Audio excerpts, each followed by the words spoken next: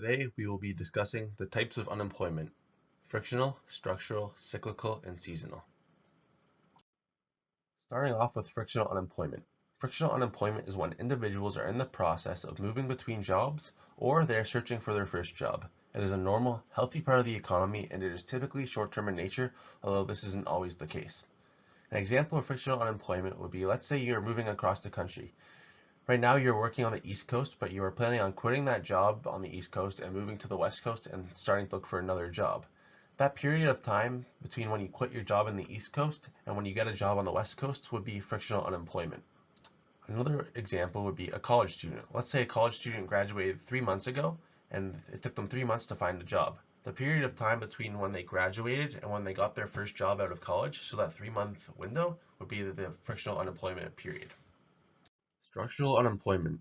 This occurs when the skills that employers need don't match the skills that the workers have. For example, let's say there's a factory and the factory has an assembly line that has been driven on manual labor and human labor for the last 20 years. Now all of a sudden they decide to completely automate their assembly line.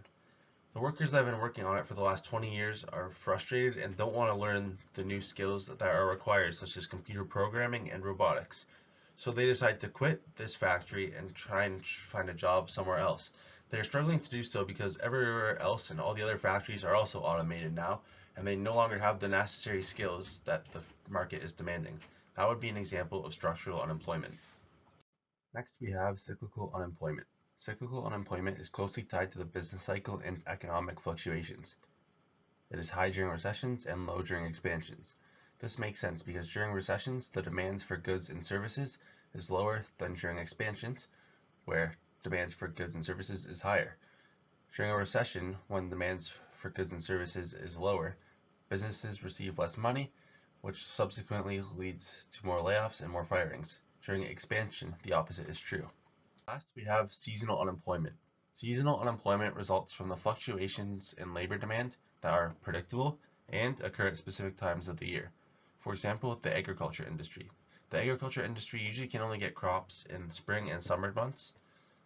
In the winter months, they can't really get crops, so they tend to shut down, and most of their employees, if not all of them, are unemployed for the winter months unless they have another job.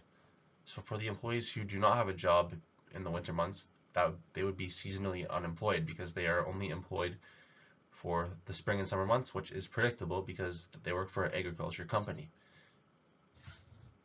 I tend to find cyclical and seasonal unemployment the easiest to remember because cyclical is tied to the business cycle. It's right in the name. I have a video on the business cycle which is linked down below if you want to learn more about the business cycle. And seasonal unemployment is exactly that. It's seasonal, which again, it's right in the name. So cyclical and seasonal tend to be the easiest to remember. Anyway, I hope this video helped. Leave a like if you liked the video and subscribe if you want to see more content like this.